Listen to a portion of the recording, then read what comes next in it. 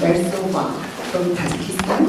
She's a faculty member and professor at Tajikistan Academy of Science.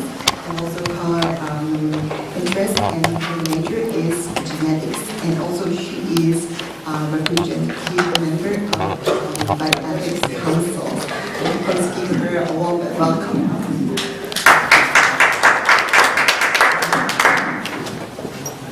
Good afternoon, colleagues. Thank you so much to be co-chair at this session. So I'm very nice to co-chair as Sang he came. Very nice person. So our symposium is devoted to the aspects of nursing ethics and education. And the first presenter is Shin-Mi Kim. This scientist is working at the Department of Nursing, Jeonjong National University, Korea. Please. Would you please give a warm welcome with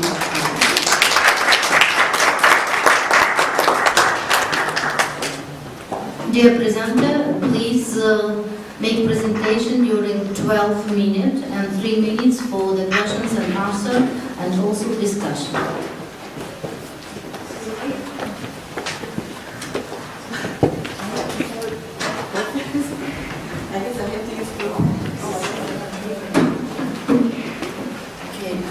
Thank you for introducing me. Actually, I didn't realize that this is a plenary session. I thought that this is a nursing session. So, if you are not nursing discipline, please bear with my some nursing skill presentation. Please. Okay. Today, I'm going to talk about nursing ethics research trend in Korea.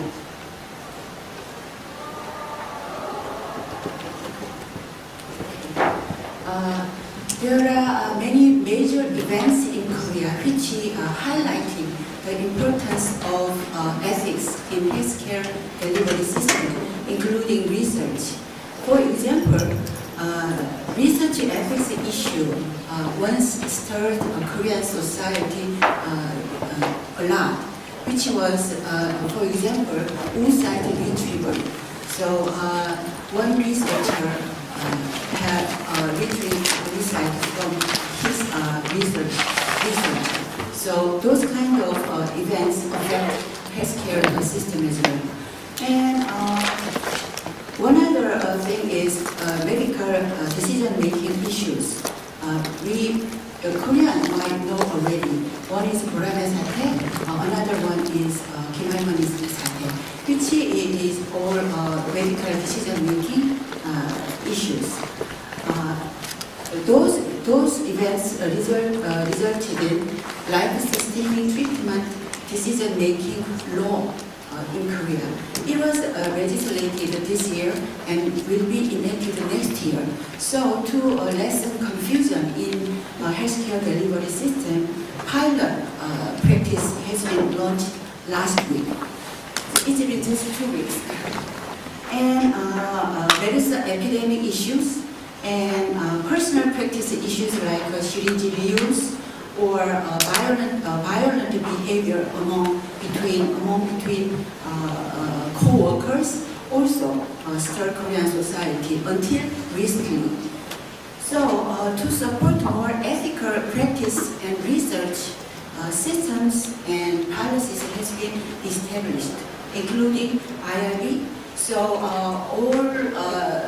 all research institutes supposed to have IRB for now. And ethics committee and ethics education also are established. Even mandatory continuing education hours of ethics has been mandated by law. So every healthcare provider has to receive ethics education to renew their license here in Korea now. So there are bioethics organization and medical ethics organization has been established and their activities are ongoing until now. In the midst of these changes and trends, actually nursing ethics area, nursing ethics doesn't respond this turmoil very well, I think. I think, that way. There has been no organization, there has been no journal, and there's no concrete agenda for the future in the field of research, policy making, education, and practice as well. Luckily, next week, one organization for nursing ethics will be initiated. That was good news, I guess.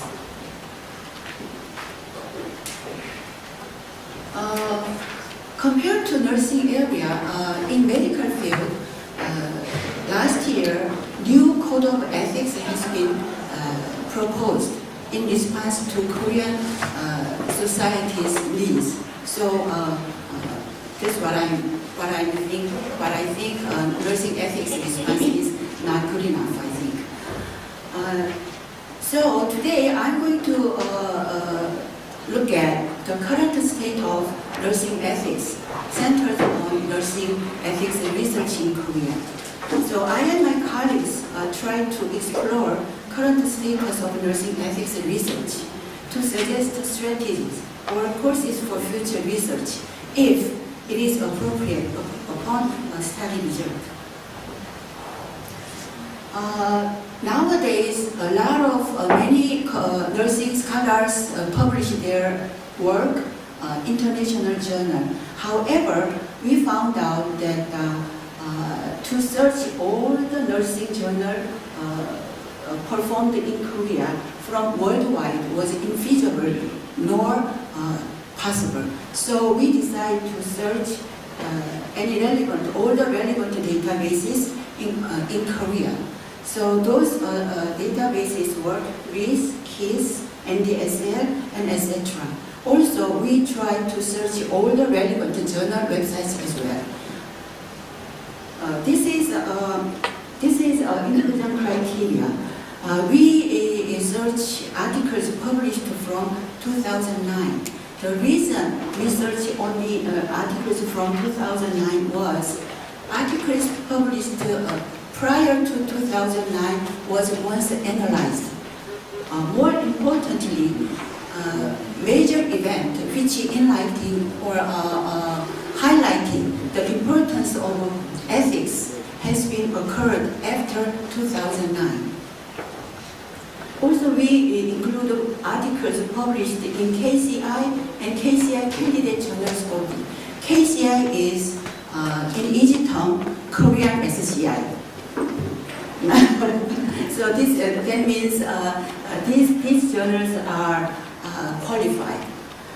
And we included the journals only prepared by nursing scholars only.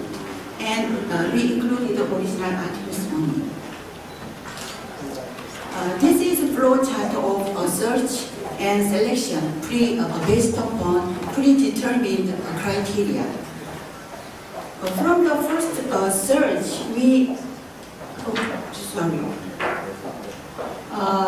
more than 1,000 articles has been searched, and we excluded articles, inappropriate articles, based upon the criteria.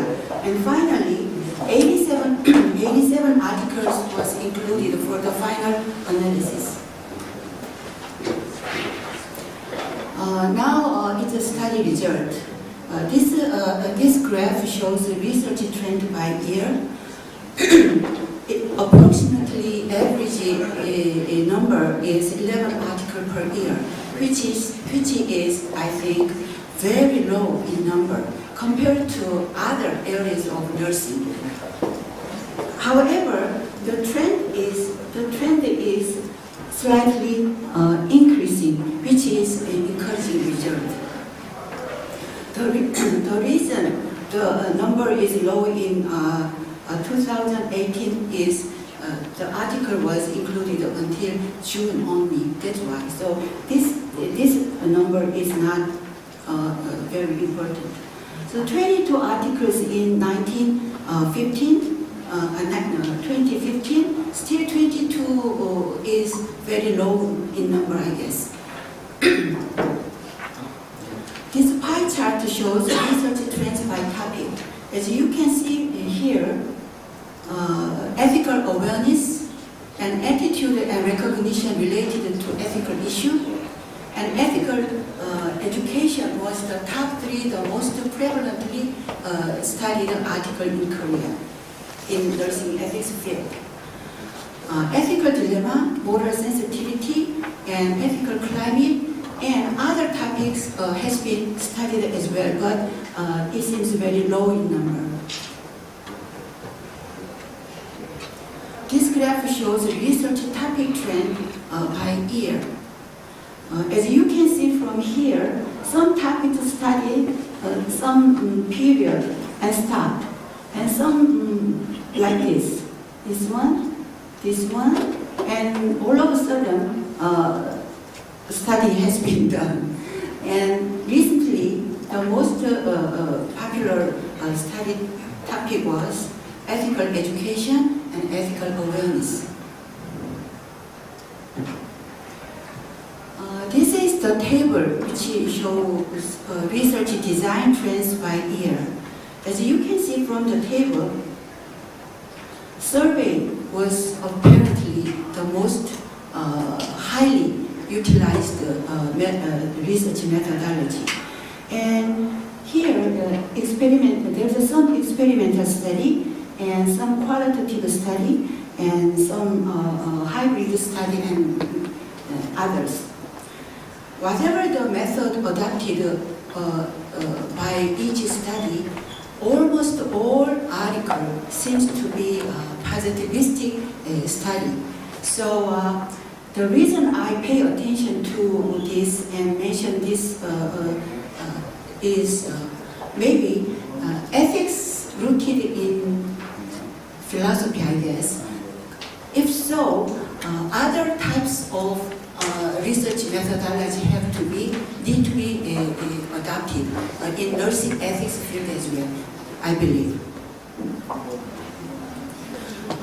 This table shows research subject trend by year. As you can see from here, almost all subjects are nurses, nursing students, or nurses and nursing students. Maybe this phenomena is natural because nursing ethics study is nursing research after all. However, what if this is because of just due to easy accessibility? If it is true, we have to develop strategy to overcome this. So the subject is nurses and nursing students is too prevalently studied. And this table shows research instruments by year. Here, researchers use instrument from previous study without any correction or whatsoever, and still use instrument from previous study with some correction. So, however, while we analyzed research, today really use instrument from previous study based upon appropriate evaluation of the instrument. That was our question. We also analyze keywords as well. I'm sorry about this word cloud. This is a Korean word. So I tried to change it into English, but I didn't have enough time. I'm sorry. So I'm going to read it. Which word captures your sight for the first time? Maybe this one, right? Maybe this one and this one. This one is bioethics. So this one is bioethics. This one is biomedical ethics. This is bioethics. So bioethics apparently is a key as well. However, skepticism about nurses' role in bioethics field has been very likely. So from now on, we nursing ethics scholar have we have to articulate the position or the strategy to deal with this issue has to be performed, other than just here's this, here's that. So descriptive study is done enough. So from now on, we have to articulate our position in this ethical field. This is journal types of publication. As you can see from here, majority of studies published in non-nursing journal. The reason for this phenomenon is beyond this analysis. However, if more study published in nursing journal, it will be easier for nurses to get in touch with ethical research, I guess. So to facilitate and encourage nursing ethics research, I think nursing journal has to develop some strategy, such as planned complementary volume of the journal, or even new nursing ethics journal needs to be launched in Korea.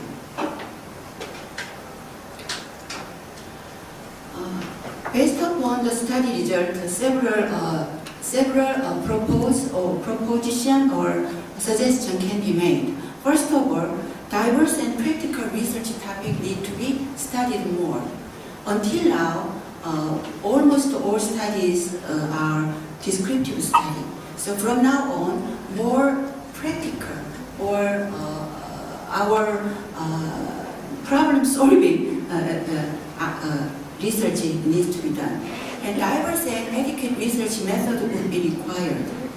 I think research methodology which allow active debate based upon intuition or principle also needs to be accepted in nursing ethics field as well.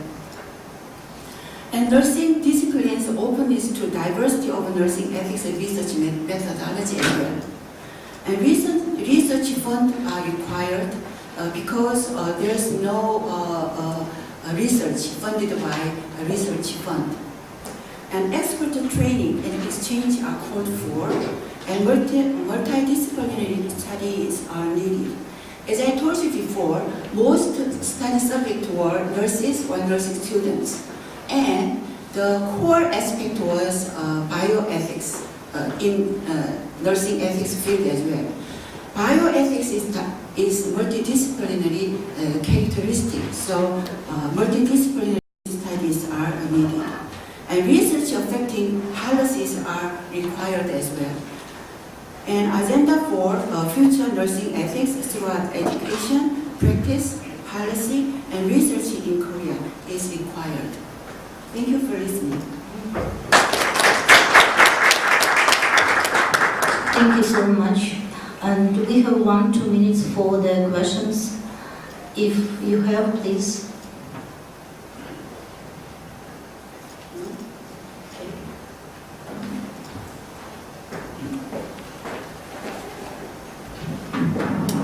Thank you, Professor Kim Shi-mi, for your presentation. I have a question about publication ethics in nursing. As far as I know, there are a couple of SCI, which means world-class certified and qualified journals in nursing published in Korea.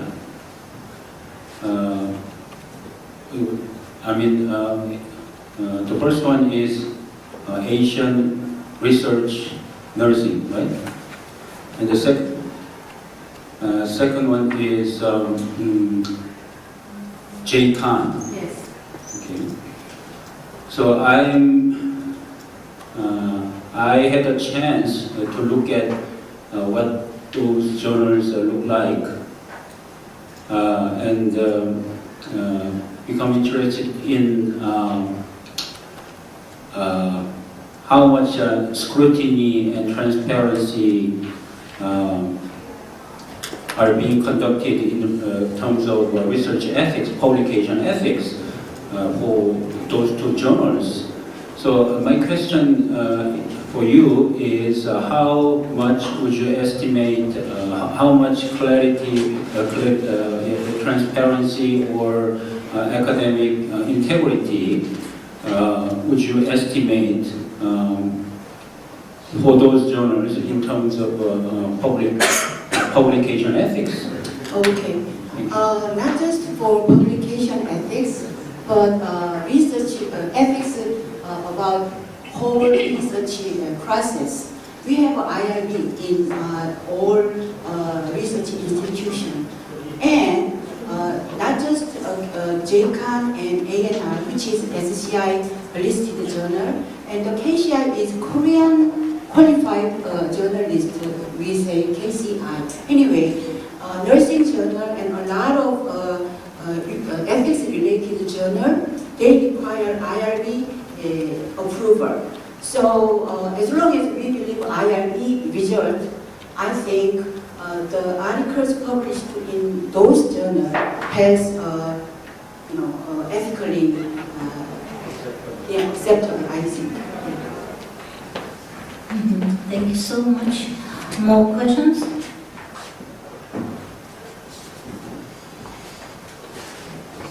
Thank you.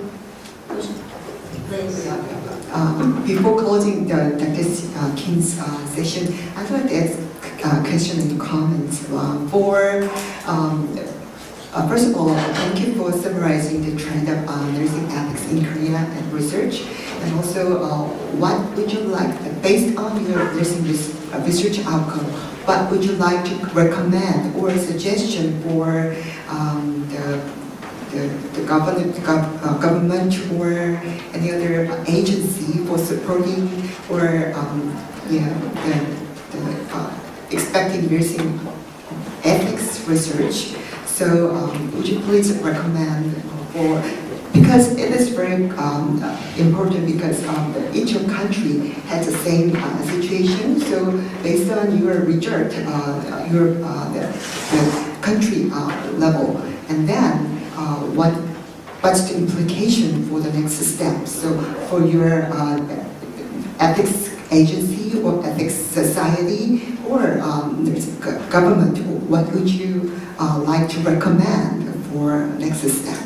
Okay, this is huge. So I'm going to answer, within my scope. First of all, I happen to work with medical scholars a lot, and each academic society have ethics department within academic society. So first step is we, in nursing and ethics area, we try to have nursing department or subgroup within each academic society. Is one small step, but which can result a lot of progress. And second of all, I told you that life-sustaining treatment decision-making act has been legislated. From government can declare or clarify nurses' role in the process to practice those laws. So government can do that way. They just propose some behavior process, not just specified to nursing. So those can be helpful to nursing ethics as well. And organizationally, each organization clarify nurses' role in ethical issues occurred in each organization. That will be helpful as well. Okay, thank you very much. Hope to that next meeting will be more. So the next presentation is by Evelyn Jean Park. She is from the Department of Nursing, Kuala University Global Campus. Please.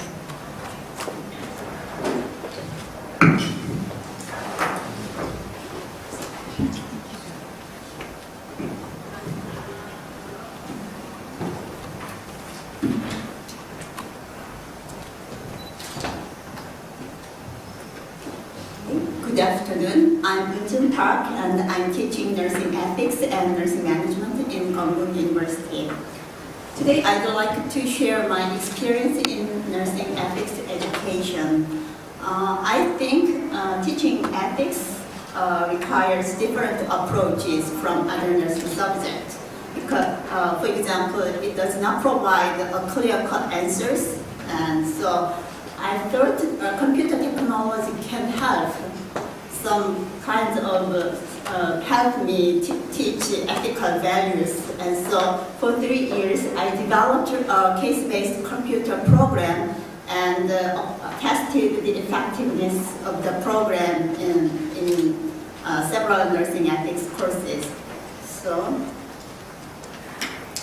first, I developed an integrated ethical decision-making model. I compared the pros and cons of the current ethical decision-making models, and these 6-step model may be similar to the current ethical decision-making models, but the difference is I included many helpful and kind guiding questions in each step. So I will show you those guiding questions in the following slides. I collected ethical dilemma cases from hospital nurses and with the other nurse professionals and researchers as a subject experts, we selected some appropriate ethical cases, and we analyzed those cases following the ethical decision process. And also the subject experts, they provided the information necessary in each decision-making step. Also, I worked with the 2 educational engineers, and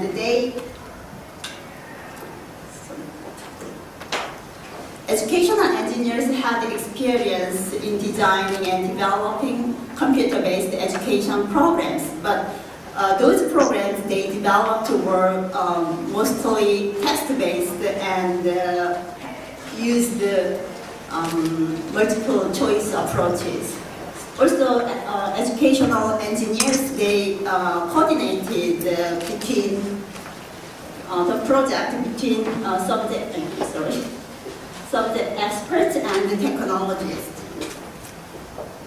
This is a map of my computer program. I included the orientation menu because the students need to learn about the program itself and also to learn how to use the program. I included the 7 ethical cases, and each case starts with a story and is followed with the 7 ethical decision steps.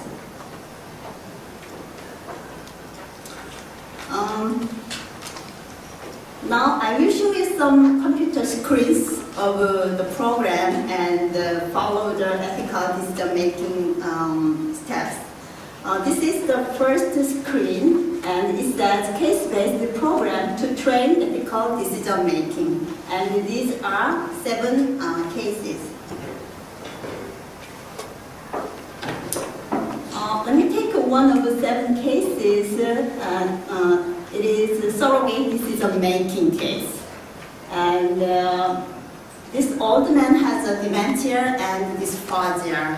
And he has been repeatedly treated aspirational pneumonia, and at this time, his physician diagnosed that this person is serious and recommend L-tube feeding. But his wife refused L-tube insertion, saying that it caused discomfort and even pain, and they do not like artificial nutrition as well. And so, as a nurse, you have to identify an ethical problem as a conflict of ethical values in step one. In other words, you have to be sure it is an ethical issue, not a communication or relationship issue. So, as a student, you have to think about how urgent the problem is, or how serious the consequence of your decision is, or whether if the problem is current or potential. In this process, students can better understand the situation with the reality. In step two, you can collect additional information before developing any solution. So in this table, it's not clear enough, but there are different actors, including patients, family, and healthcare professionals, and even hospital organizations and communities. And there are different types of information here, and physical information, psychological information, or societal, or any historical information as well.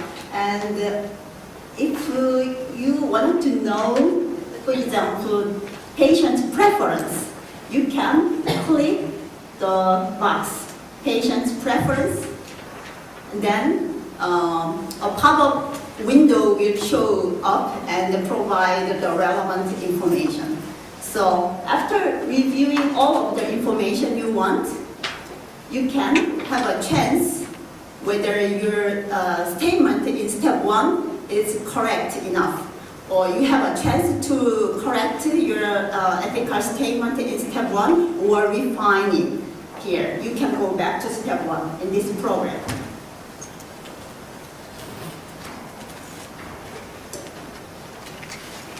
Now, after reviewing all the information, you can develop alternatives, solutions for the case. And you have to compare different solutions, applying different diverse criteria. For example, ethical rules, principles, and theories, professional ethics, and so on. In this screen, I provide OOVL guide. OOVL stands for options, outcomes, values, and likelihood.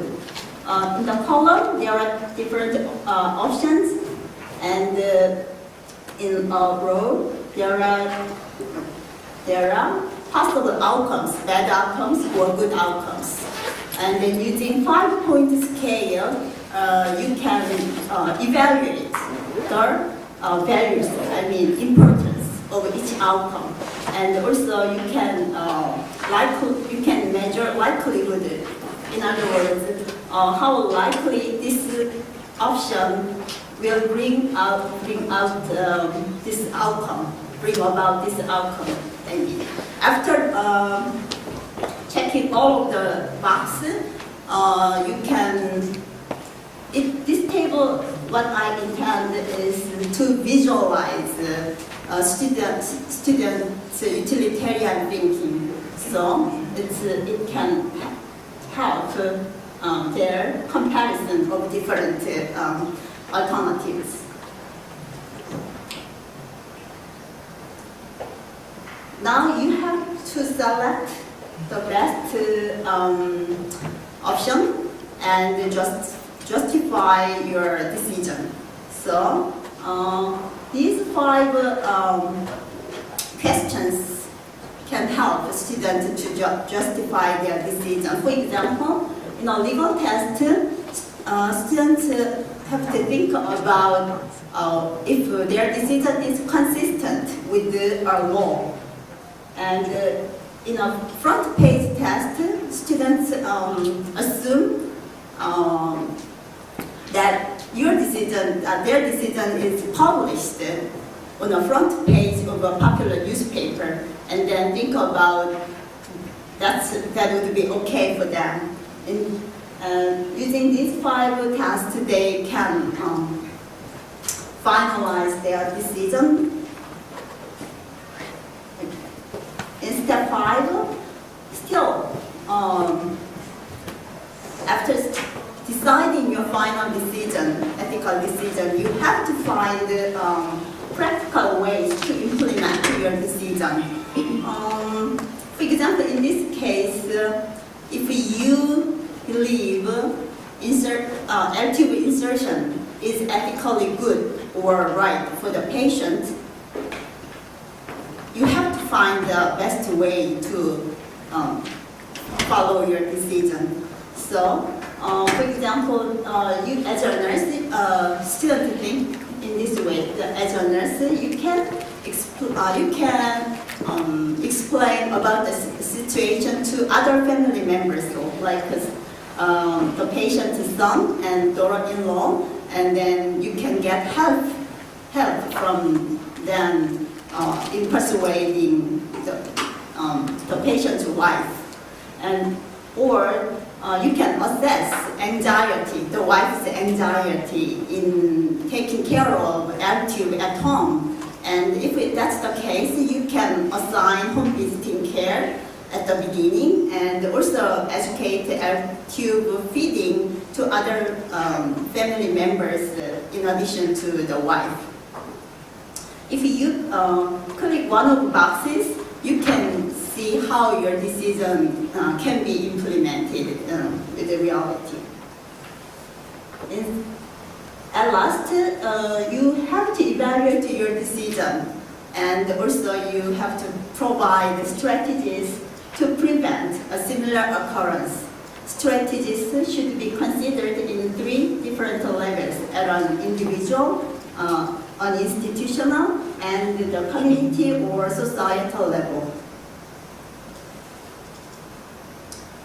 I used this program in ethics course for usability test first, and the students gave me a lot of positive feedbacks. And the most frequent feedback was the program actually helped triggered their curiosity and interest in thinking about ethics. And one student said the program was very interesting and lifelike, provoked my curiosity and attracted my attention. It was like doing a game rather than studying. I even reviewed the rest of ethical cases that were not assigned to me. And also, they said the program, the case-based computer program, helped them to understand the ethical conflicts and the different positions of stakeholders. The main weakness of the program was inconvenience to adjust students' computer setting. Not all of the students, but depending on the students' computer setting, they have to adjust to something technological problems. Then to evaluate the effectiveness of the program, I conducted quasi-experimental pre-post test, and a control group, they used the same ethical decision-making model and the same ethical cases with a paper and pencil instead of a computer program. And the 2nd grade and 4th grade students participated in the study, and ethical preparedness was enhanced after taking the ethical course, but the improvement was more significant in a computer group and 4th grade students than their comparison group. Also, I measured principled thinking. Our score of principled thinking actually lowered after taking ethics course. And principled thinking means their ethical decision-making is made at post-conventional stage defined by Kohlberg. And so, in all of the groups, the score lowered after taking our course. Also, I evaluated the satisfaction of ethics course, and it was higher in a computer group than a control group, but it was not different depending on an academic year. So I can say the computer program is effective or helpful to stimulate curiosity and interest in solving ethical issues among nursing students, and also can help students be better prepared for ethical decision making. However, one concern was lowering principled thinking score, and I cannot conclude the reason, but maybe one semester course is not enough to improve their principled thinking, and or nursing ethics course mainly teach students about the conventional decision making in today's healthcare systems. So, but however, principled thinking is very important to deal with newly emerging healthcare ethical issues in healthcare. So nursing educators have to stimulate the students' reflective thinking, and we have to respect different diverse thoughts and values of individual students. And one of the challenges in this project was that we had very little knowledge of how differently students respond depending on diverse ethical issues, or what critical variables affect ethical decision making. Without this knowledge, it was very difficult to develop a sophisticated computer program. So, it's my experience in this project, and so. Thank you so much. Please, questions?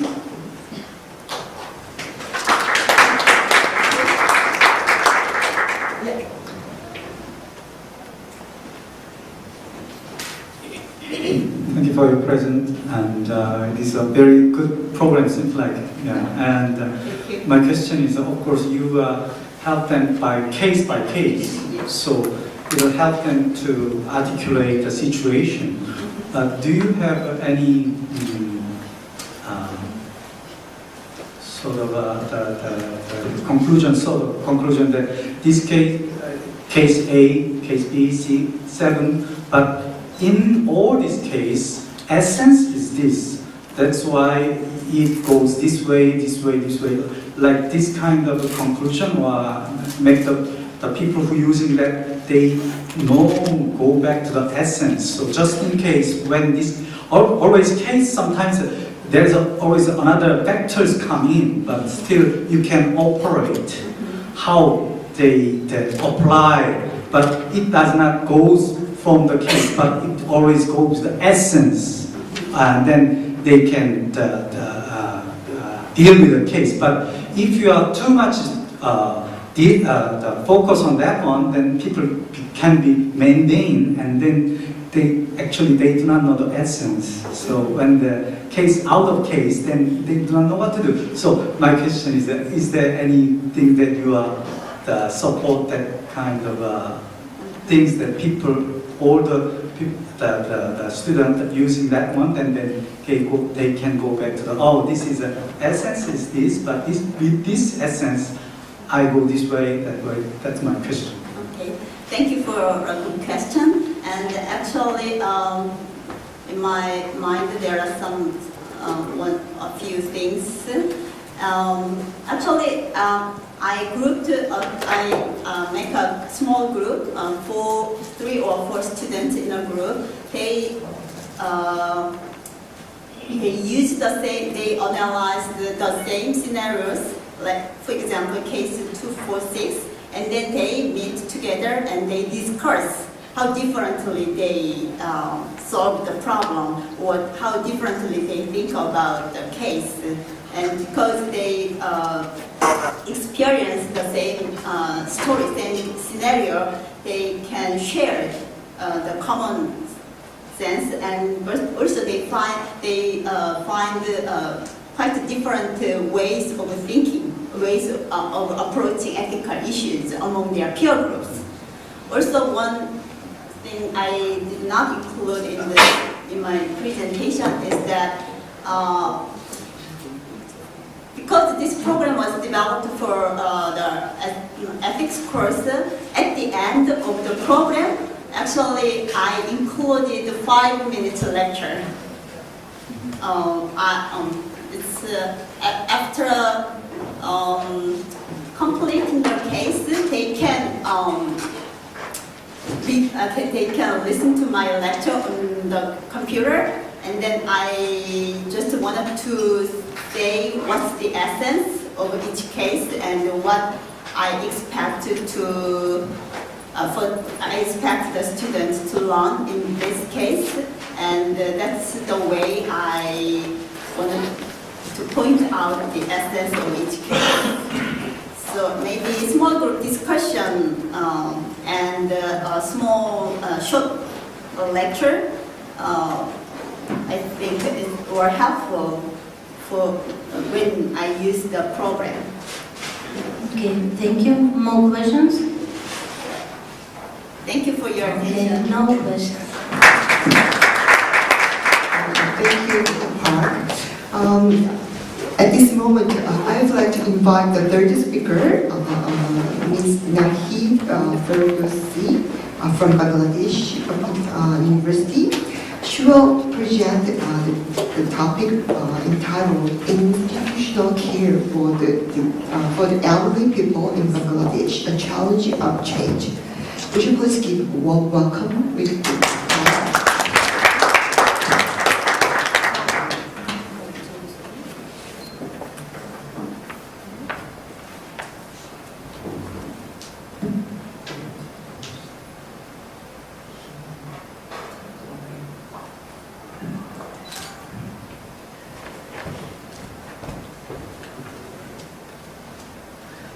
Honorable audience and chairs, good afternoon.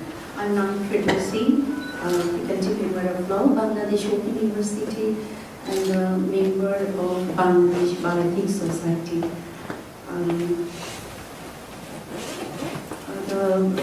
Just before presenting my paper about the ethics and nursing, so my topic is the elderly care, institutional caring for elderly.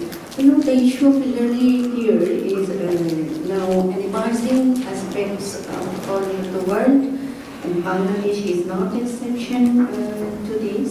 And Bangladesh, as a developing country, are trying to seeking better ways to provide some best care for elderly and improving policies to ensure there is friendly health care services and the social services. So I'm going to talk about the current status of elderly care for the elderly people in Bangladesh. Now it is a big challenge of change in our country.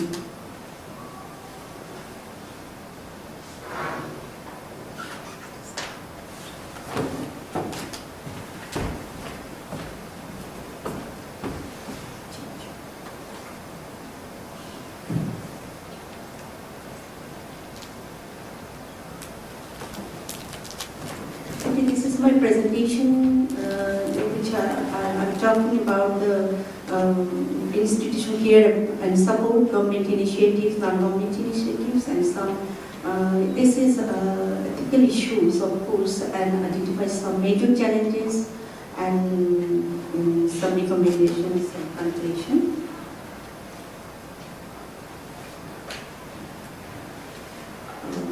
Bangladesh, South Asian country, is largest number of elderly and fast growing population country. Now, about 40 million of the total population in Bangladesh constitutes elderly, and person aged 60 years and above is declared as elderly. According to 1974, 91, 2001 and 2011 censuses, older person in Bangladesh were 4.90 million, 6.5 million, 7 million and 9.50 million respectively.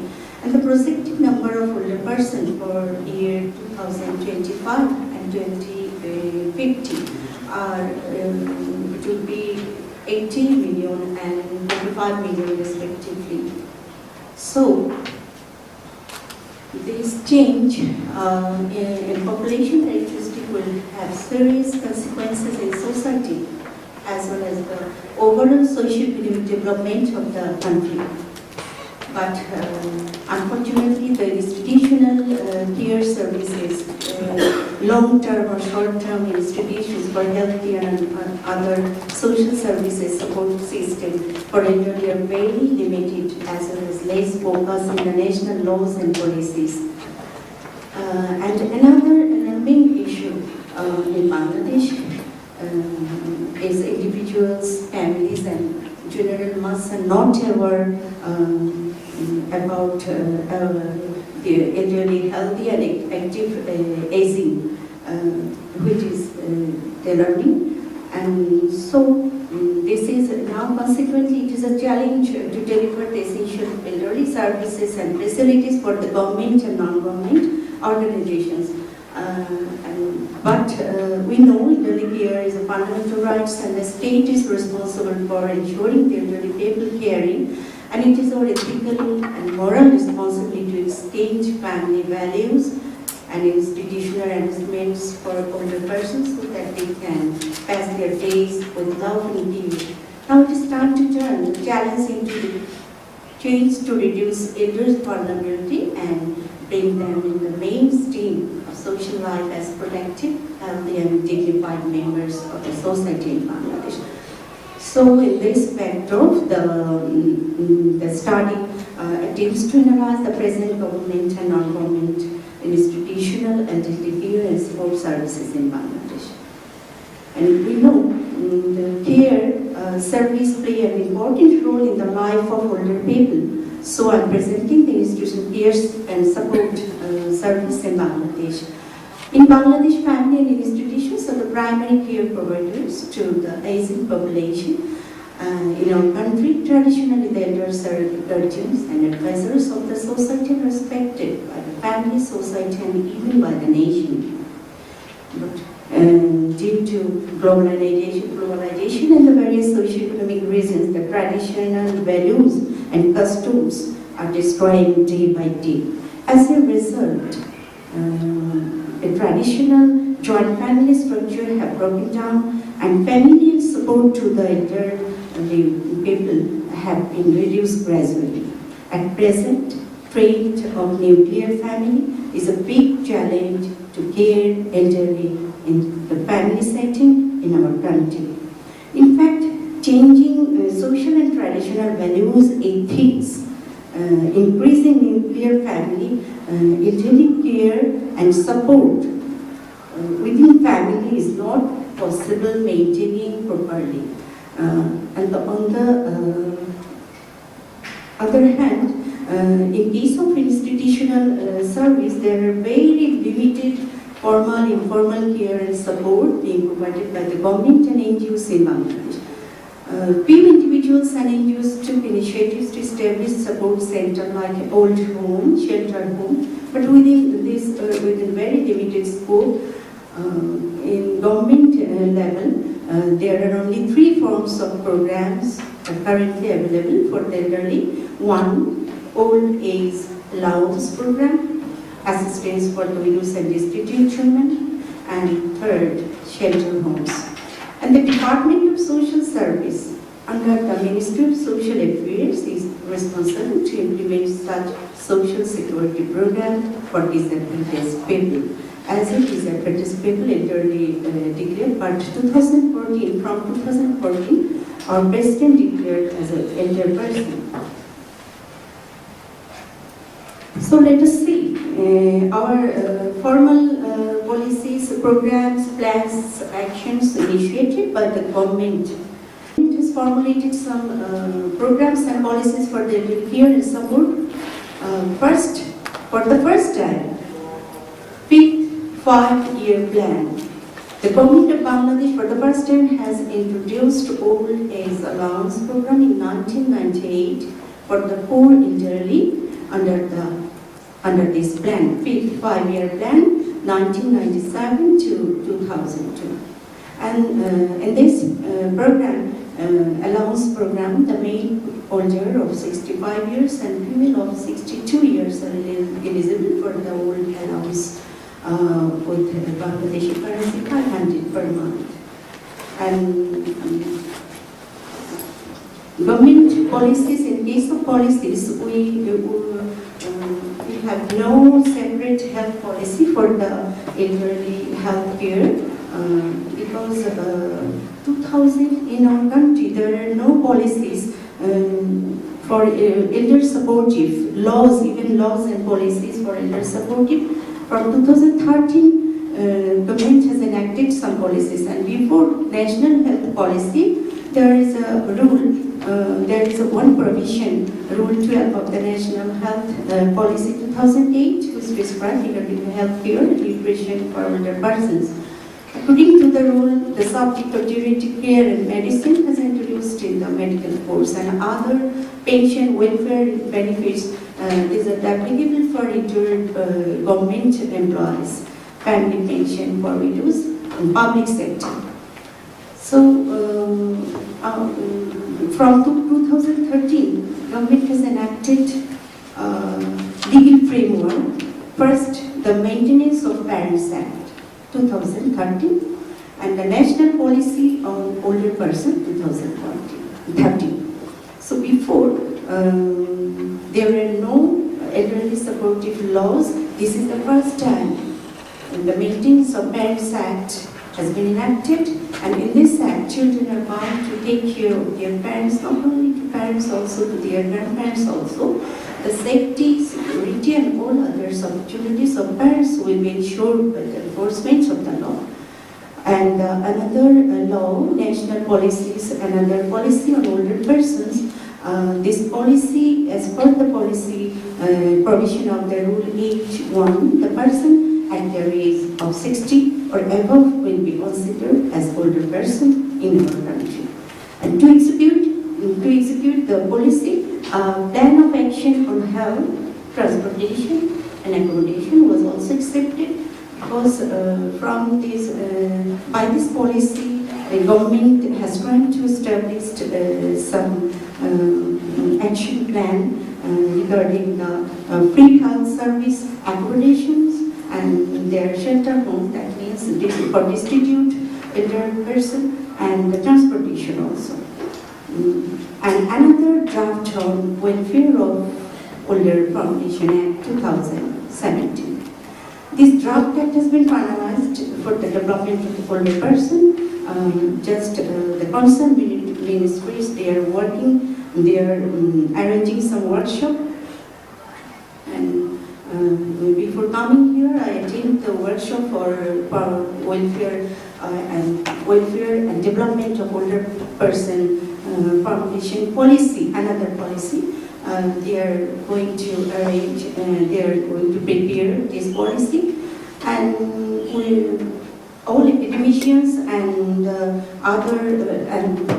planning ministry and health ministry, planning ministry and the social welfare ministry and the other NGOs, they are all collaborative, they are working on this issue, welfare and the development of elderly person, and they proposed in this draft act, they proposed some ethical responsibilities create among the the responsible caregiver, care service holder institution and the family members, among family members, to create ethical responsibilities to incorporate in the people of the policies. So it is a good initiative. So we have, let us see the government shelter homes for orphans. First time in 1999, the government established 6 shelter home, like Bengali term is Shanti Nivas. That means the shelter homes for peace.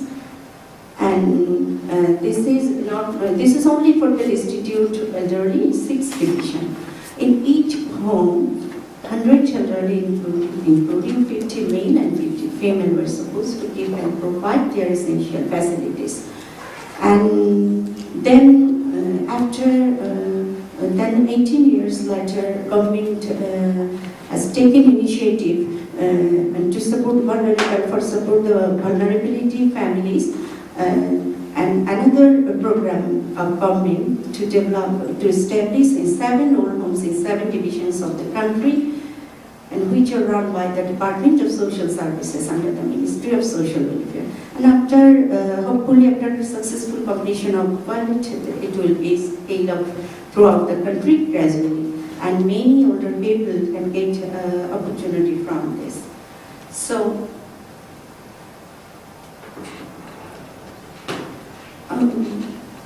now let us see the initiatives other than government in our country. And some non-government organizations are actively working in Bangladesh for welfare of elderly population.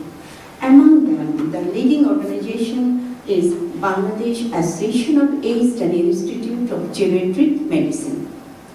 And this is the leading, oldest and largest NGO working completely on aging issues and providing healthier well-being of older person. And this is working with government and other national and international organizations. The main city is in Dhaka city, Dhaka, and main campus, main center, and other 59 centers in different districts in Bangladesh. And in 1994, government allocated 90 million to this organization for establishing a geriatric hospital and an old home in Dhaka, and 7 geriatric centers in 7 other divisional cities. So in Dhaka city, there are 50-bedded old homes for both male and female older people, and most of they are the government retired person. They are getting some facilities from this institution, and the institution has provisions to medical, social, and different recreational facilities. Elder people are getting service from these hospitals, old home, and centers.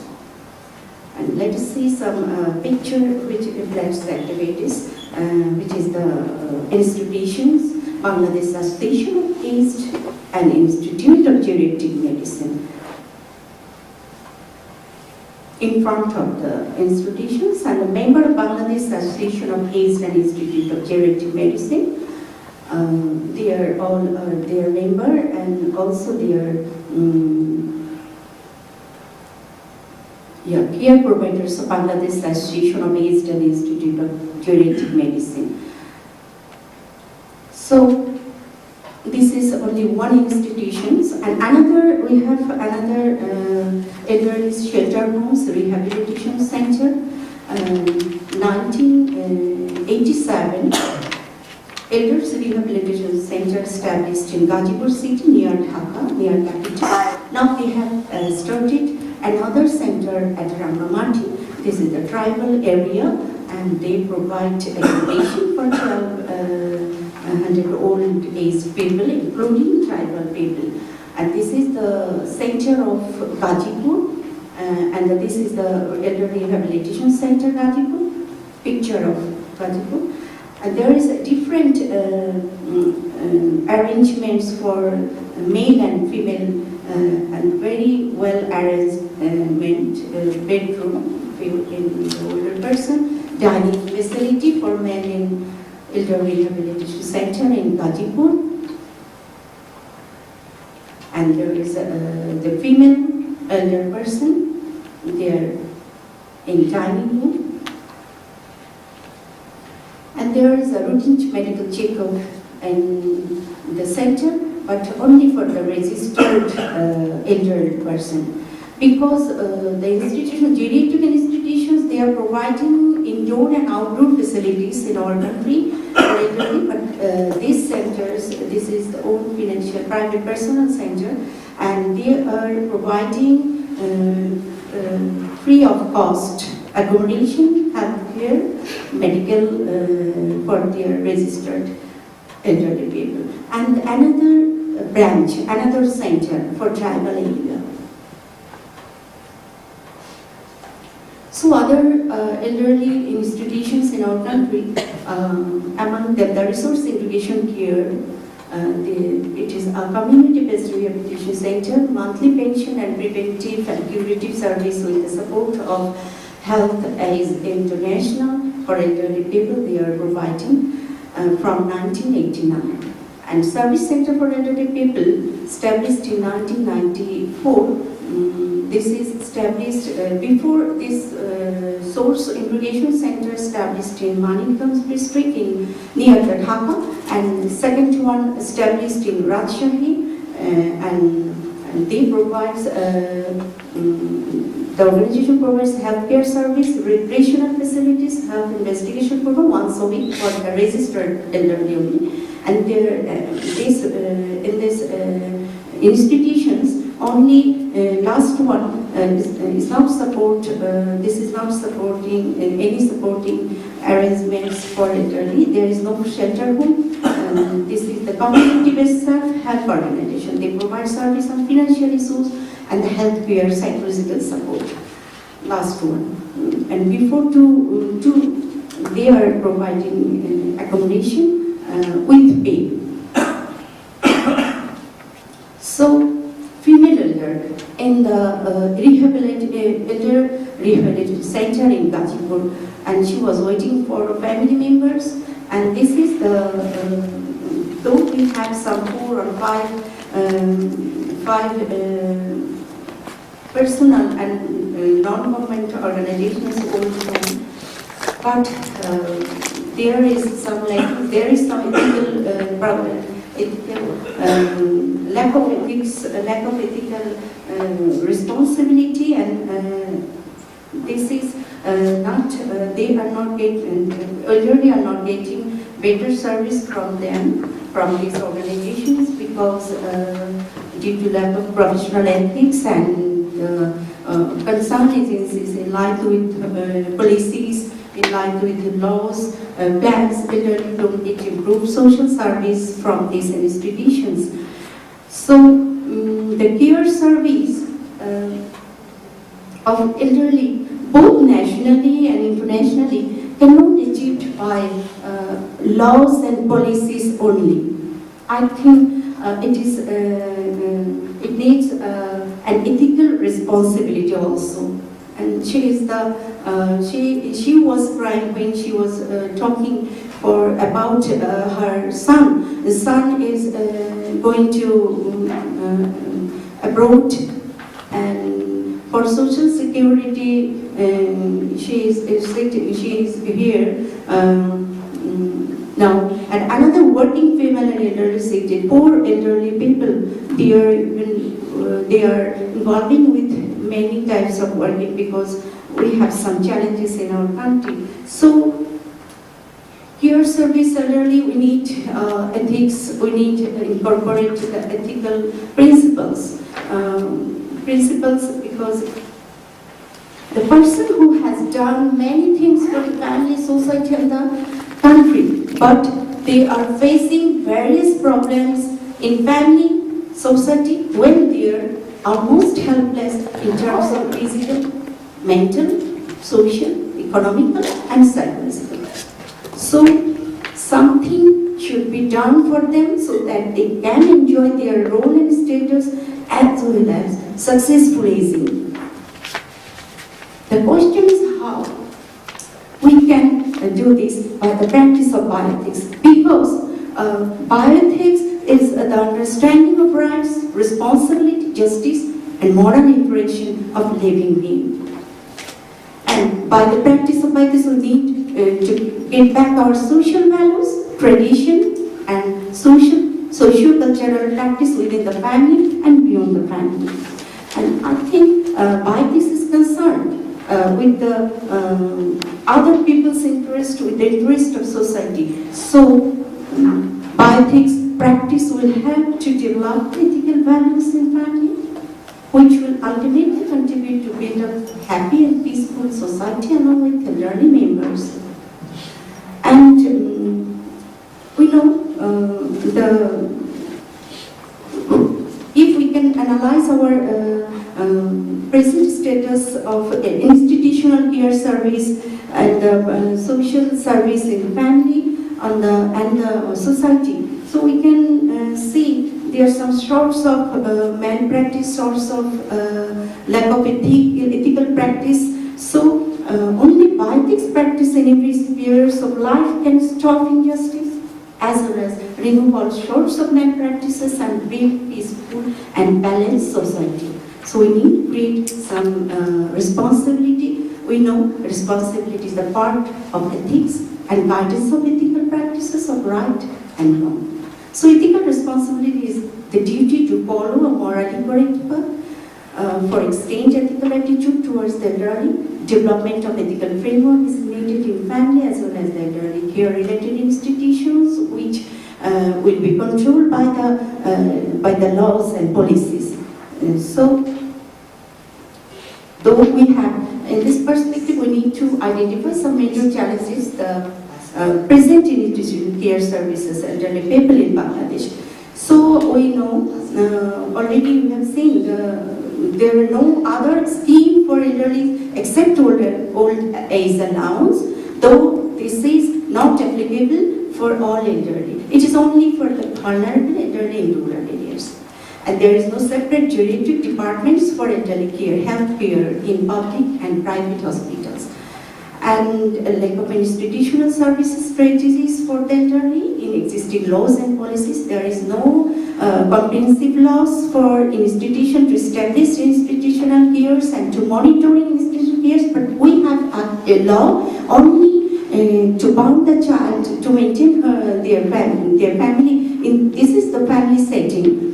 But there is no lack of public programs for elderly, such as social security that serves all elderly who meet the age criteria. Because 60 plus and the 70 plus, 80 plus, we have different type of elderly people.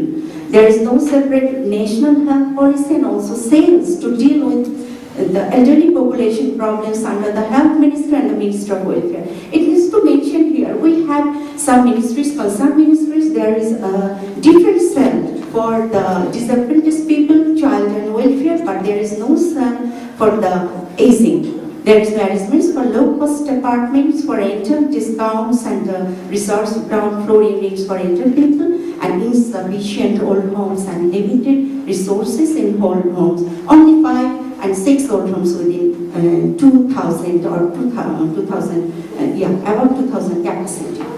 So, no statistics. This is a big challenge in our country, whether they really prefer life in institutions, living in institution or in family, and how far the family or institution meet the needs of the elderly. Even there is no research work. I fought for research work under the Social Science Research Council when I visited the concerned ministries and the NGOs. There are no campaign or motivational work awareness program. Only we have passed. We have followed 27 International Days of Older Person from 1991. The present condition of elderly service is not age-centered and fails to meet the needs of the elderly.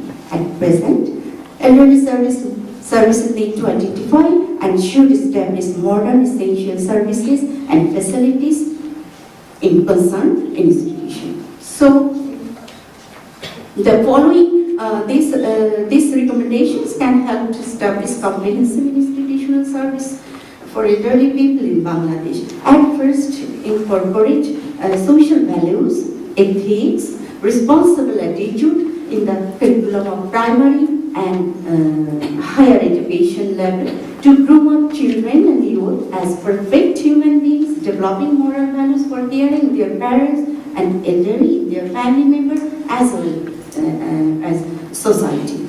And establish separate department on aging affairs under the Ministry of Social Welfare, because this ministry is responsible for delivery to develop the social security and service for the elderly.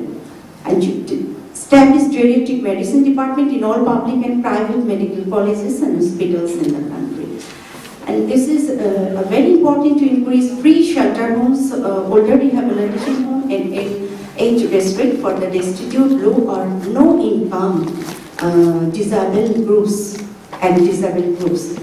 And enacting uniform standard in line with ethical responsibility for all institutional care service providers. Because already I shared with you, all of you, that our government is starting to develop welfare of elderly, development and welfare of elderly people, and is going to finalize the policies and other reorganized committee of National Elder Welfare Committee, reorganized this committee 2017. So, in addition, provide low cost or free service, medical service in rural areas, hospital and inclusive medical care packages for elder people, especially for rural elder people. Ensure community legal aid and health insurance in both rural and urban areas for elder people. Before coming here, I talked with one person who was a speaker, and she told me in Korea there is a long-term institutional healthcare service, but we don't have. Ensure legal, financial and social assistance support, priority service from all sectors, bank transportation, hospitals for that. And provide employment opportunity for the elderly based on society needs and preferences, because they are based on their age. Create a scheme regarding health and social insurance, personal savings scheme, monthly allowance, social assistance based on needs, and need government and another needed government policy for monitoring the system in national and local level, and all over revise the existing policies for elderly. Free health service for elderly need include corporate social responsibility, and the government should encourage the young people through workshop and awareness program to enhance the culture of helping and respecting the senior citizen in nursing and existence. So everybody we can contribute for developing the elderly here, and this is our moral duties. Thank you so much. Thank you very much. Very detailed explanation of your situation. Any comments, question? No. Thank you. Science Japan will talk about truth-telling to terminal care patient, an analysis on womanist survey in Japan, South Korea, and China. Would you please warm welcome with big hands? This is my last member, and this is Team Brazil, and I had a very good time, and first time in the Asian conference. And my name is Masamu Maruyama, and I am from Kyushu University in Fukuoka, south of Japan. And my Department of Health Sciences, and now our university and overseas students and Korean people and Chinese people a lot. And now, I think the well-established culture identity in East Asia. But I think now, yesterday I came here, and I think today's day, and I think East, in Asia, I think so that because East and West Asia people, there are many differences, I think so that, okay?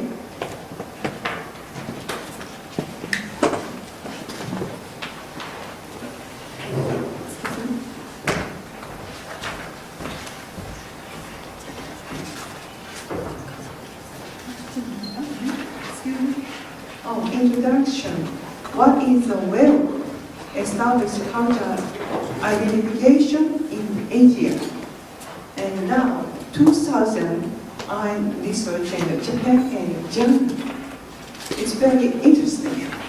And because I investigated and I did care of the patient and their family required in terminal care, as well as disclosure of medical information, living well, advanced ethics, respect for persons, autonomy, and the principle.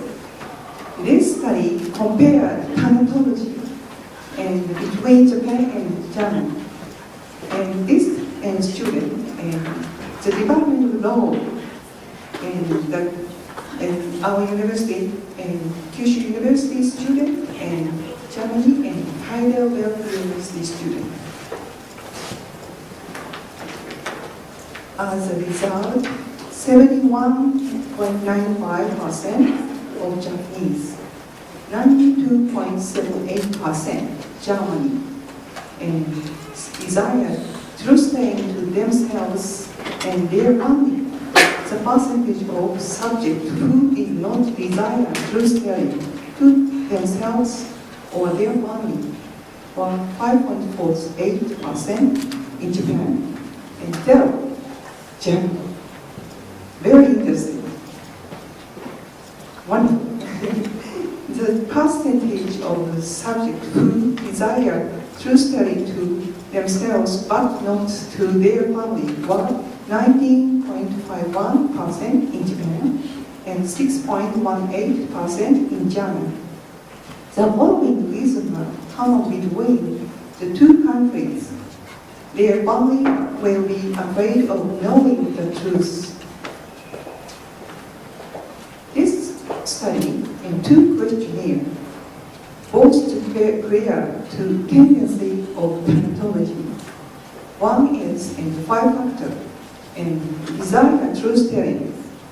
Reason and one is right, preparation, family, self-determination, and confidence.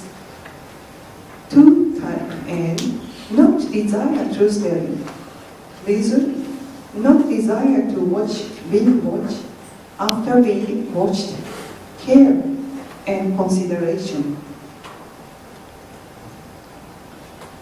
And after that, in the 2006, 2008, in Japan, South Korea, and China, and I studied.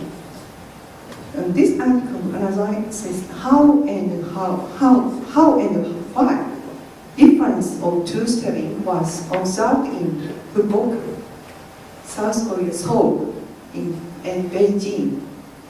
I included 2 questionnaire survey for university students in Korea, Japan, and China. The students were asked whether they want to be informed their own disease and whether they want their family to be informed of the truth in a hypothetical situation that respondents of their family had cancer. Result: Japanese student and self-made family 87%, only self and 30%, total 100%. But in Korean student and self-family and 38%, only self and 55%, and neither self or family 7%. It's very interesting.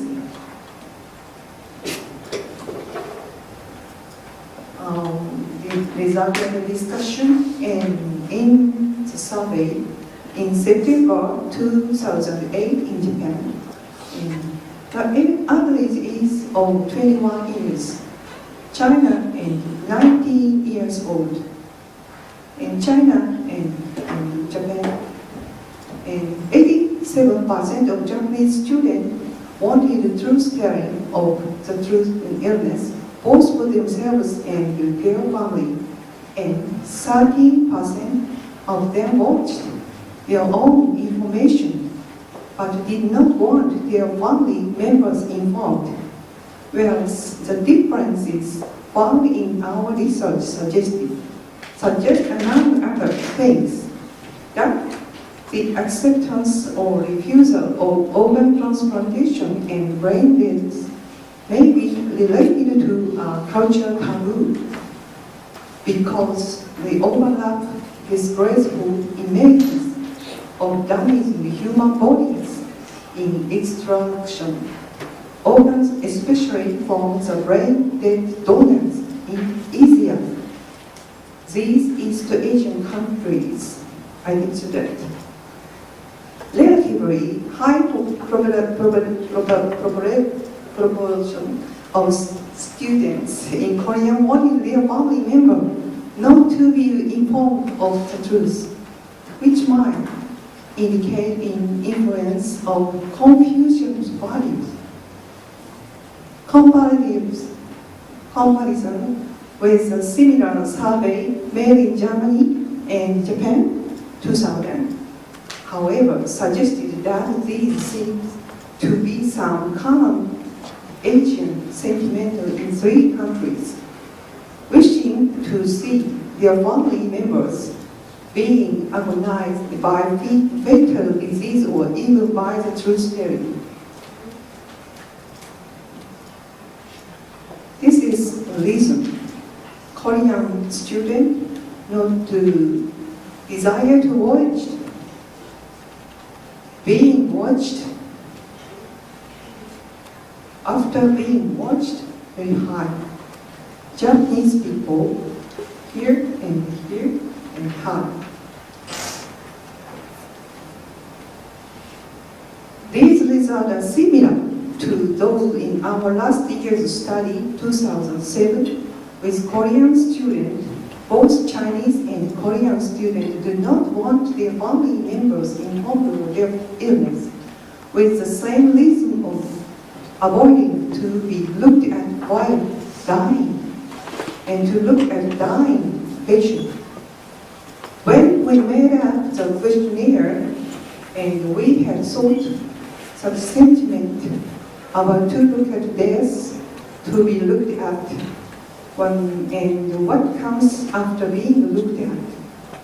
Those related to that don't look prohibition as picture to Japanese, but we found such sentiment also shared in Korea and China. The differences may be attributed to the degree of solidarity in the family or bondage of family members, which is still strong in Korea and China, but is subsiding in Japan or may be derived from traditional Japanese ethics. For those who do not wish the truth to be informed to both themselves and family patient, the reason was because they do not want to be seen. Each time, they do not wish to see their family member to be agonized by truth-telling. Conclusion. It discussed different attitude about truth-telling and their reason, especially the effect of Confucius value and each country's senses of other things.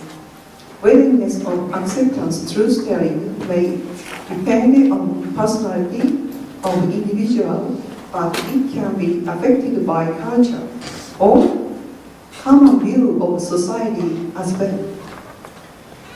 This article analyzes how and why different acceptance of truth-telling will be observed in different countries. The life and death issues should be deepened and enriched through future empirical research which encompasses national boundary. This is last slide in Kyushu University and Asia Center. Now it's closed. 2005, 2008, and last picture in Qingdao. Oh. Excuse me. He is chairperson Chinese. He is Kyushu University Tsubota Professor Tsubota, and he is Hong Kong, Professor Hong in Korea chairperson, and good relationships and strong friendship.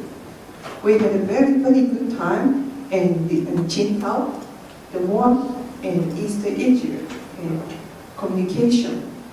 We had a very, very good discussion. Okay, I would like to also be a student in Korea and China, and who kindly accept us and cooperated this survey in 2006 and 2008. This study was presented at Korea, Japan, China joint symposium, but now in the Asia Center, our university closed. Very, very sad. I think more study and recovery, I think so there. Differences. Thank you for your Thank you very much. Thank you very much, Dr. Maruada, for sharing your research outcome across the 3 countries.